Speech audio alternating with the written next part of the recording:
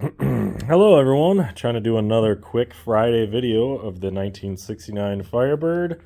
This one's going to be covering the history of this particular vehicle that I'm aware of through the PMD paperwork and VIN code cracking, whatever you want to say, on what the origin stories of this vehicle is. Well, it was made and rolled off the line in Van Nuys, California, May of 1969. It was ordered in Goldenrod Yellow with a Parchment, which is an off-white. Yikes, that's loud. That's the original color. Kind of gross. Looks like a taxi cab. And it had a off-white vinyl top, and it came with the matching off-white interior. One of the least desirable color options I would have ever chosen, but that's how it was ordered. It was originally ordered with the 400, none of the fun 400s, not a Ram Air or anything like that, but it was originally a 400 4-barrel automatic column. It was an automatic. When I got it, there was no transmission, but it still had the 2 pedals. I installed the 3 pedals, so it was an automatic all the way up until I got it.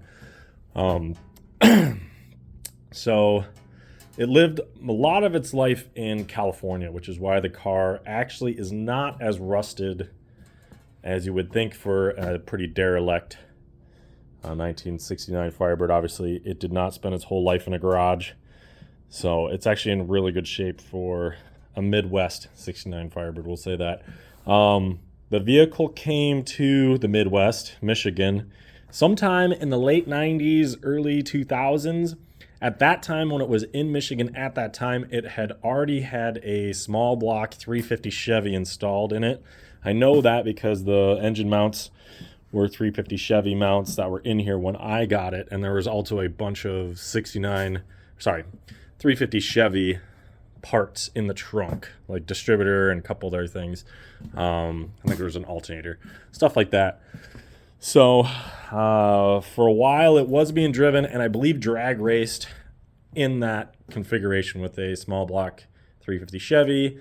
The rear end was almost completely blown out when I got the car, and there was markings underneath the vehicle that they were jacking it a lot on the side of the floor pan. I'm thinking they were swapping slicks back and forth on it.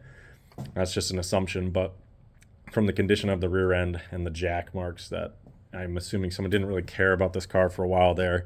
And then the engine came out of it, the 350 came out of it, and it went to a field where it sat in a field with no window for, I'm assuming, about 10 years. And that's probably when a lot of this damage and rust occurred. The trunk lid and the trunk pan are the most rusted parts on this vehicle that I've found.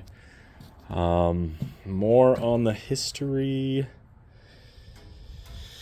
I guess.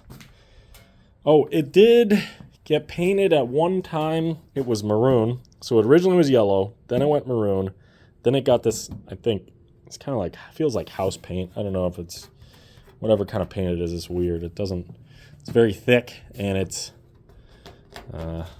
chipping. Anyways, and the vehicle was in a car accident at one time. One of the fenders, or both of the front fenders, were hit, and then it was hit on the passenger side quarter, so it probably slid into something. There's about half an inch of Bondo right here, and the tail pan is still kind of smushed. I'm not sure if this was all together or if that happened separately, and then maybe that's probably when it got painted white, that somebody did all this Bondo and then painted it white over it. Who knows when that actually happened, but all right, I think that's going to be it for now. I hope to bring some more content for this car in the next week or two. I hope to come out here, even though it's sub-zero temperatures here in Michigan, and come and do some work. But I'm going to try to push through it because spring and summer are coming, so need to get this going. All right, you guys have a great day.